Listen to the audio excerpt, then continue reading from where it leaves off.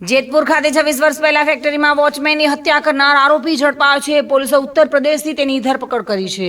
રાજકોટના જેતપુર ખાતે 26 વર્ષ પહેલા ફેક્ટરીમાં વોચમેનની હત્યા કરી અને લૂંટ કરીને ભાગી ગયેલા આરોપીને ઉત્તર પ્રદેશના ચિત્રકૂટ જિલ્લામાંથી સુરત પીસીબી પોલીસે ઝડપી પાડ્યો છે। આરોપી છેલ્લા 26 વર્ષથી નાસ્તો ફરતો હતો અને તેના પર ₹10,000નું ઇનામ પણ જાહેર કરવામાં આવ્યું હતું। પોલીસે આરોપીની ચિત્રકૂટ જિલ્લાના દધુઆ ડાકુના વિસ્તારમાંથી જીવના જોખમે ધરપકડ કરી છે। આરોપી 26 વર્ષ પહેલા રાજકોટ જેતપુર વિસ્તારમાં ટાઇલ્સના કારખાનામાં કામ કરતો હતો અને તે દરમિયાન તેઓના વતન તરફના મિત્ર વિરેન્દ્ર તથા કારખાનાની આજુબાજુમાં કામ કરતા અન્ય 2 ઈસમો સાથે ભેગા મળી તેઓના શેઠના કારખાનામાં ચોરી કરવા માટે ગયા હતા અને આ દરમિયાન ત્યાં વોચમેન આવી પહોંચ્યો હતો, જેથી આ લોકોએ તેના વોચમેનના હાથ પગ બાંધી પથ્થરથી મોઢાના ભાગે ઈજા કરી હતી અને તેને મારી તેની હત્યા કરી હતી। હત્યા બાદ આરોપી પોલીસની બીકે તેના વતન નાસી ગયો હતો, પરંતુ પોલીસ પણ તેને ત્યાં શોધવા માટે વતન આવશે તે પહેલાં જ તે વતનથી નાસી જઈ દિલ્હી ખાતે મજૂરી કરવા લાગ્યો હતો